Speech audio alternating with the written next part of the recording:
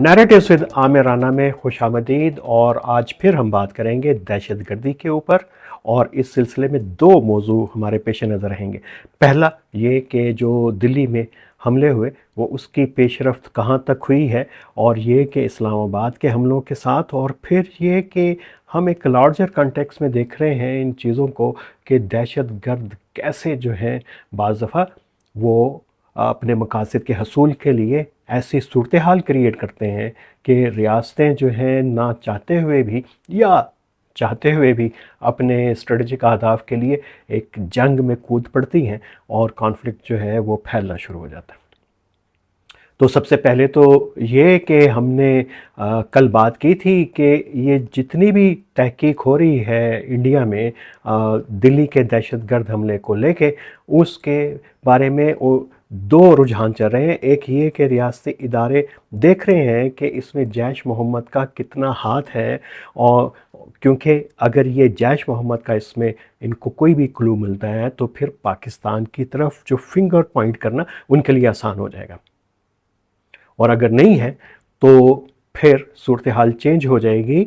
और कल हमने बात की थी कि वो जो हैंडलर जो गुजरात में अहमदाबाद में कुछ लोग डॉक्टर्स पकड़े गए, उनके जो हैंडलर हैं वो अफ़गानिस्तान में हैं, और उनका ताल्लुक़ वहाँ की ISKP के साथ है। अब ये इन्वेस्टिगेशन बताएंगी कि आगे सूरत हाल कैसे चलेगी, लेकिन हम आपके सामने दो तीन हाइपोथेटिकल सिनेरियोज रखते हैं। पहले दिल्ली के हमले के हवाले से, और फिर इस्लामाबाद में जो परसों दहशतगर्दी का हमला हुआ उसके हवाले से बात करेंगे। चले हम फ़र्ज़ करते हैं कि अगर ये हमला जैश मोहम्मद ने किया तो उसका मोटिव क्या होगा। जैश मोहम्मद को पहले तो ये मानना पड़ेगा कि उसका इंडियन हेल्ड कश्मीर के अंदर नेटवर्क है, और उसके बाद दूसरी बात ये हमें करनी होगी कि क्या ये वही जैश मोहम्मद है जिसके सरबराह मसूद अज़हर हैं, जिनके बारे में इंडिया ने दावा किया था कि बहावलपुर के करीब जो है उनके मदरसे को टारगेट किया गया, और जिसमें इस किस्म की इतलात आती रही कि मसूद अज़हर ने एक जज्बाती जो है वो पैगाम इशू किया था उनके अहला खाना के हलाकत के ऊपर इस हमले में, और उन्होंने कुछ दावा किया था बदला लेने का। तो इसमें भी आगे दो इम्कानात हैं। क्या जैश मोहम्मद एक रोग ऑर्गेनाइजेशन बन गई है, और रोग ऑर्गेनाइजेशन वो होती हैं जो पहले किसी रियासत के साथ काम करती हैं, उनके ताबे होती हैं, उनके अहदाफ को वो तकमील के लिए काम करती हैं, और अचानक उनमें ट्रांसफॉर्मेशन होती है। वो समझती हैं कि जो वो कर रहे थे वो गलत था, अभी हमें उससे हट के काम करना चाहिए। और इस डाइवर्जन की वजह नज़रियाती भी हो सकती है, सियासी भी और इंतकाम भी। तालिबान को भी इस किस्म का एक पाकिस्तान के कॉन्टेक्स्ट के अंदर एक रोग ग्रुप कहा जा सकता था, और अभी तो चूंकि वो रियासत है तो वो नॉन स्टेट एक्टर की कैटेगरी से बाहर चले गए। तो ये एक हाइपोथेटिकल सिनेरियो है। क्या इन्होंने अपने ही जो है वो मंसूबाबंदी के तहत कुछ करने की कोशिश की? फिर जो अभी तक जो तहकीकात इंडिया में सामने आई उसमें इस किस्म के किसी भी किस्म के हाइपोथेटिकल मफरूज़े के ऊपर कोई इन्वेस्टिगेशन साबित नहीं हुई, क्योंकि कल जो हमने बात की थी कि श्रीनगर के करीब जो पॉम्फलेट मिले और उस सिलसिले में JNK पुलिस ने कुछ गिरफ्तारियां की थी, और उनमें से शायद कुछ डॉक्टर भी उसके अंदर थे। तो उन्होंने इस वाक़े को जो दिल्ली में हुआ ये उसके साथ जोड़ने की कोशिश की, और ताकि कड़ी से कड़ी मिलाई जा सके। फिर कल हमने बात की थी कि ये जो पैटर्न है कि मेडिकल डॉक्टर्स के अंदर पेनिट्रेशन का, वो इस्लामिक स्टेट का पैटर्न है, और इंडिया में और श्रीलंका के मुसलमानों के अंदर इसकी एक लंबी जो है एक आपको रवायत अभी मिल जाएगी। 2015-16 से ऑनवर्ड जो है इसकी इंस्पिरेशन रही है, और अलकायदा इंडियन सब कॉन्टिनेंट भी यहाँ पे एक्टिव रही है। और आपके इल्म में अलकायदा इंडियन सब कॉन्टिनेंट का जो सरबरा था वो आसिम, वो भी एक इंडियन शहरी था जो अफ़गानिस्तान में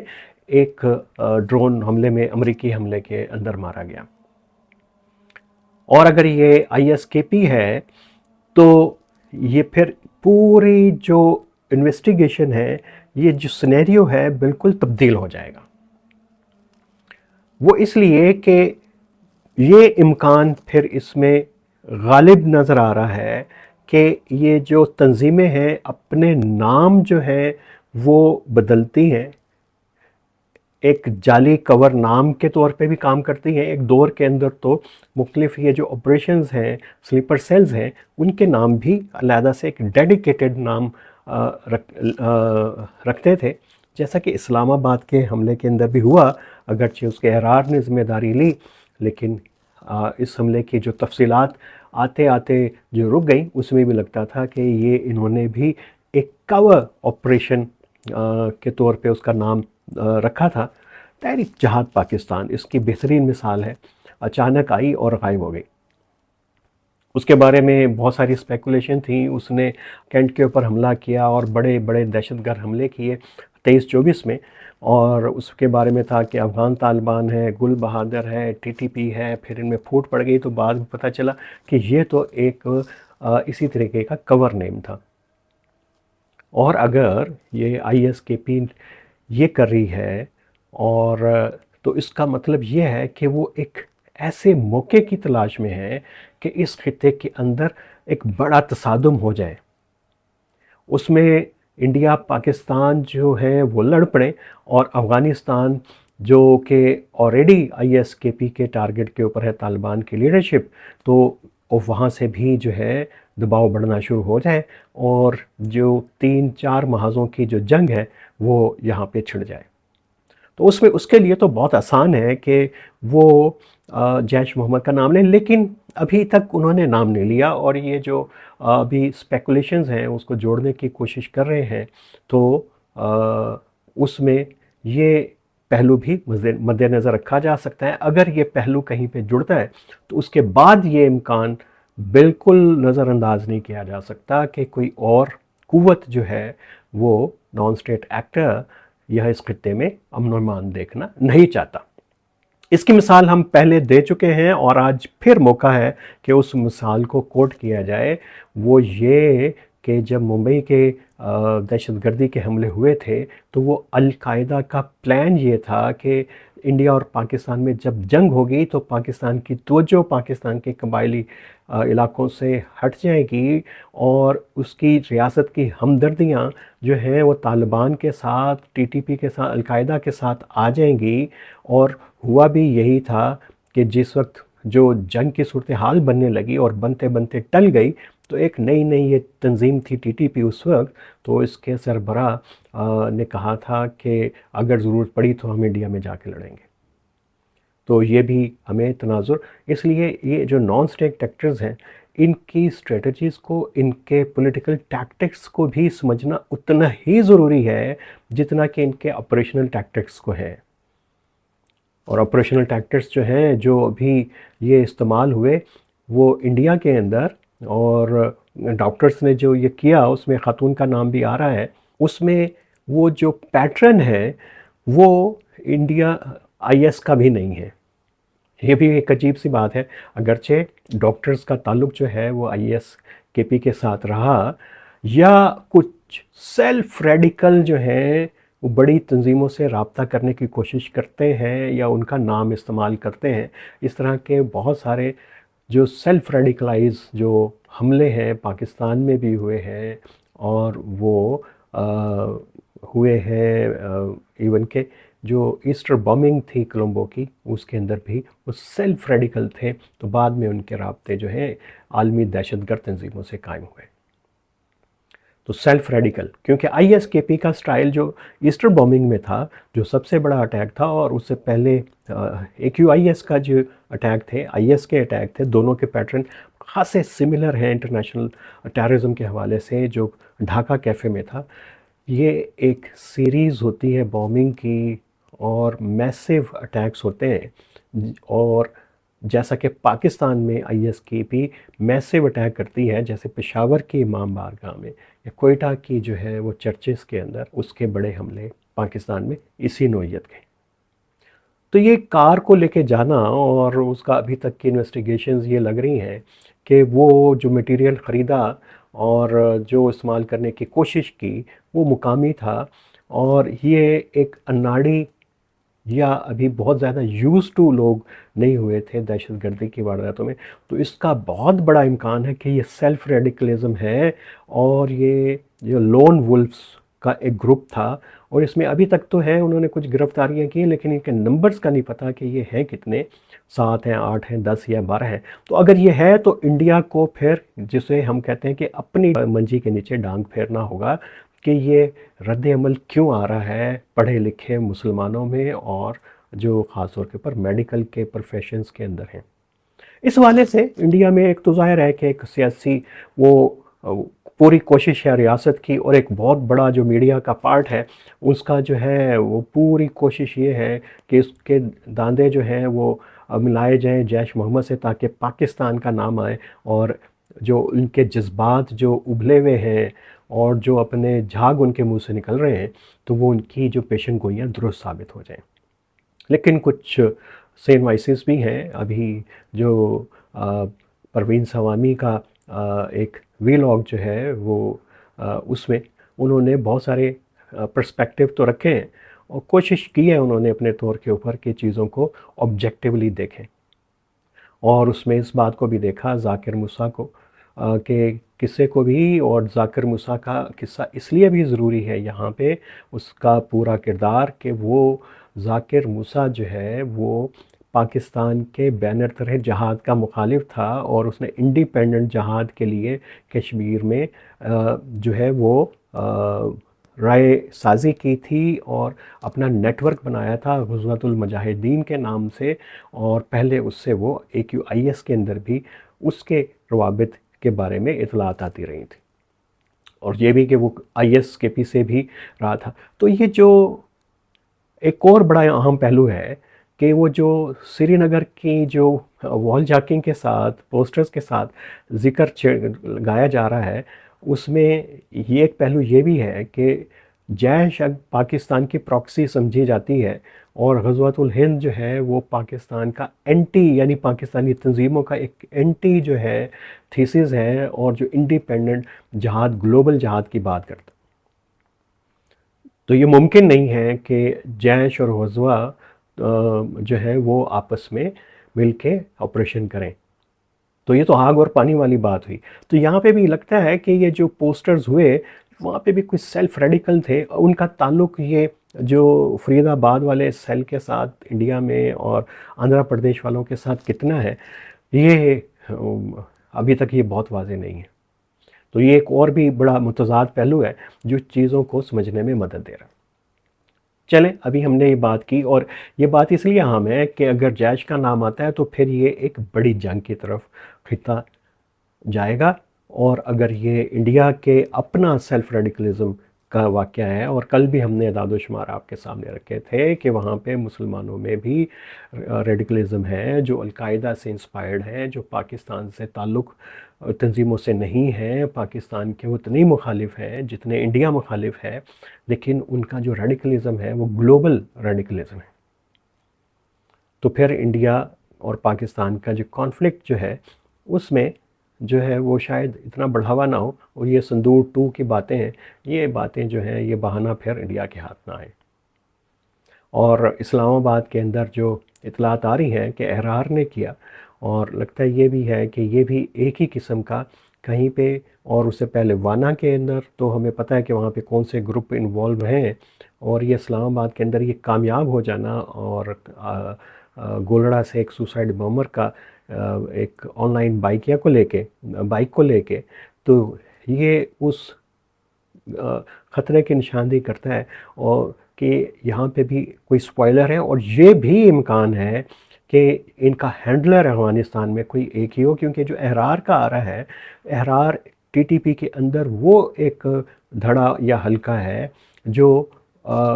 वली महसूद की पॉलिसियों से मुकम्मल इत्तेफाक नहीं करता और वो इंक्लाइंड है दाइश की तरफ, उससे पहले भी रहा। और ये भी इम्कान है कि जो सेल्फ रेडिकलिज्म की रेडिकलाइज लोग हैं, जो लोग ये एक पूरा जो सेल बना है इंडिया के अंदर, उसका अफ़गानिस्तान में जिस हैंडलर की बात हो रही है वो यही हो। फिर एक चीज़ को और भी देखना चाहिए कि अगर ये अफ़गानिस्तान वाला एंगल इंडिया में साबित हो जाता है तो फिर इंडिया का और अफ़गानिस्तान की जो प्यार की पींगें जो चढ़ रही थी, तो फिर उनका क्या बनेगा? क्या कोई इंडिया ऑपरेशन सिंदूर अफ़गानिस्तान के बारे के साथ भी करेगा? ये तो हम सिर्फ एक ब्रॉडर कॉन्टेक्स्ट के अंदर जो है चीज़ों को देख रहे हैं,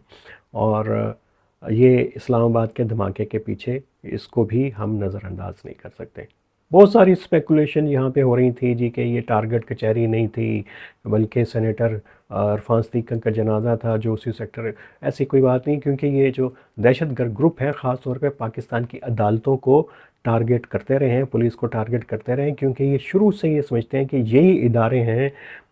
जो रियासत का सिंबल है। और तालिबान का जो मुतबादल निज़ाम होता है, वो आते ही टीटीपी वो अपनी अदालतें लगाती है और मुतवाज़ी अदलिया का निज़ाम कायम करती है, अपनी पुलिसिंग करती है, मॉरल पुलिसिंग करती है। तो इसलिए उसका पहला टारगेट भी वही इंस्टीट्यूशन होते हैं जिससे आवाम के अंदर बदएतमादी पैदा हो। और दूसरा मौजू जिसके ऊपर कल मुल्ला बरादर डिप्टी प्राइम मिनिस्टर, उन्होंने एक बड़ी धुआंधार तकरीर की, और ये ख़तरनाक तकरीर थी, और ये पाकिस्तान और अफ़गानिस्तान के बढ़ते हुए तनाव को तो ज़ाहिर करती ही है। और उन्होंने कहा कि जो ट्रेडर जो हैं वो अफ़गानी पाकिस्तान के साथ ट्रेड कम कर दें। पाकिस्तान की इकॉनमी जो है वो ऑलरेडी जो है क्राइसिस में है। अफ़गानिस्तान के साथ अगरचे एक बड़ा जो हिस्सा है ट्रेड का इनफॉर्मल है, पैरेलल इकोनॉमी के ज़ुमरे के अंदर आता है, और स्मगलिंग है, एक ब्लैक इकोनॉमी है बॉर्डर्स के ऊपर। वो तो इस कॉन्टेक्स्ट के अंदर पाकिस्तान के लिए अच्छी ख़बर हो सकती है, और दुनिया के लिए भी अच्छी ख़बर हो सकती है कि अब जो है वो ड्रग्स का और इस तरह की चीज़ें वो उसका डी रूट होंगी और पाकिस्तान की तरफ से नहीं होंगी। लेकिन ये वीक इकोनॉमी के लिए कोई बहुत अच्छा इंडिकेशन नहीं है, और ये बदएतमादी की निशानी है। और अफ़गानिस्तान अगर अपनी मार्केट्स तलाश कर लेता है, जो अगरचे मुश्किल है, ईरान के साथ भी अभी करना मुश्किल है, क्योंकि उनकी हॉस्टिलिटी ईरान की तालिबान के लिए वैसी ही है जैसे पाकिस्तान की है। तो फिर उज़्बेकिस्तान और किर्गिज़स्तान के साथ उनका कितना पोटेंशियल है कि वहाँ से ये ट्रेड बढ़ सकती है। अगर ये बढ़ भी जाए और चले डिपेंडेंस हो भी जाए, तो वहाँ से शिफ्ट हो भी जाए, तो पाकिस्तान और अफ़गानिस्तान की तलखियाँ जो हैं वो फिर ज़्यादा से ज़्यादा बढ़ेंगी। क्या हम इस पहलू को नज़रअंदाज कर सकते हैं कि ये तालिबान के अंदर कुछ लोग हों जो ये सोचते हों कि अगर इंडिया और पाकिस्तान का तसादुम बढ़ता है, कॉन्फ्लिक्ट बढ़ता है, तो इससे फ़ायदा तालिबान को होगा और अफ़गानिस्तान के ऊपर से दबाव कम होगा और पाकिस्तान की तवज्जो उधर चली जाएगी। ये पहलू भी बड़ा स्पेकुलेटिव सा है, अगरचे इसके शायद नहीं है, लेकिन चूँकि नॉन स्टेट एक्टर्स बिलीव करते हैं कॉन्स्पिरेसी थ्योरीज़ के अंदर, और बहुत सारे जो उनके प्लान्स हैं, स्ट्रेटजीज़ हैं, वो इवॉल्व इसी किस्म के हाइपोथेटिकल सिनेरियोज़ के अंदर होती हैं, और वो उसी के अंदर एक्ट कर रहे होते हैं। वो अलकायदा हो, आईएस हो, आईएसकेपी हो, तालिबान हो, या फिर बाकी ग्रुप हो जो है नॉर्थ अफ्रीका से लेके फ़िलिपीन, मिंदानाओ तक ऑपरेट करते हैं। और ख़ास तौर पे लेफ़्ट के ग्रुप तो ये करते ही हैं, लेकिन ये एक बड़ी ख़ास टेंडेंसी है। तो हम इस पहलू को भी जो नज़रअंदाज नहीं कर सकते। और तालिबान का अपनी ट्रेड को जो है पाकिस्तान से डिपेंडेंस कम करने का मतलब एक मैसेज ये भी है कि तनाव तो हो गई, लेकिन पाकिस्तान में दहशतगर्दी के वाक़यात भी बढ़ेंगे, क्योंकि फिर तालिबान के पास ये बड़ा जवाज़ होगा और टीटीपी की मदद करने के लिए, और उन दहशतगर्दों की जो अफ़गानिस्तान में पनाह लिए हुए हैं। तो अभी सूरत हाल बहुत इबाहम के अंदर है। जंग के बादल अभी जो हैं वो मंडला रहे हैं इस खित्ते के ऊपर, छटे नहीं हैं। अगरचे कहीं कहीं पे जो बादल जो है वहाँ से हटे हैं तो कुछ किरणें नज़र आ रही हैं कि इंडिया में ये जो वाक़या है, ये सेल्फ रेडिकलाइज़ लोगों का है, और ये जो इस्लामाबाद के अंदर दहशतगर्दी का वाक़या है, ये तालिबान की तरफ से के सपोर्टर ग्रुप का ही इसमें ज़्यादा हिस्सा इसके अंदर हो सकता है। और उस सिलसिले में अब पाकिस्तान की पोजीशन अगर कोई बातचीत हो जाए तो उसमें कहीं बेहतर हो सकती है उसमें। लेकिन सबसे अहम बात ये और जिसको हम करते हैं कि अमन बहुत ज़रूरी है। अमन बहुत ज़रूरी है और इसके लिए एक ज़िम्मेदार क़यादत चाहिए, वो दिल्ली में भी, वो रावलपिंडी इस्लामाबाद में भी, वो काबुल और कंधार में भी। आज का यही था नैरेटिव। जुड़े रहिए और हम आपको अपडेट करते रहेंगे, ताज़ा तरीन तज़्ज़िये पहलू आपके सामने लाते रहेंगे, बदलती हुई ख़ित्ते की और इस मुल्क की सूरत हाल के मुतालिक। खुदा हाफ़िज़।